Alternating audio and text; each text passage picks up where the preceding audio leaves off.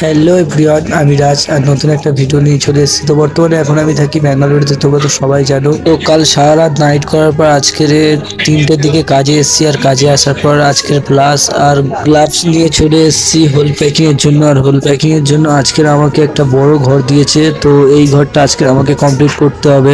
তো এদিকে আমি ঝটপট কাজ লেগে গেলাম, আর দেখতে পাচ্ছ কত সুন্দরভাবে কাগজগুলো বেরিয়ে যাচ্ছে, মানে কোনো সমস্যাই হচ্ছে না কাগজগুলো। নাহলে কিছু কিছুতে এত সমস্যা হয়, আর কি বলবো তোমাদেরকে।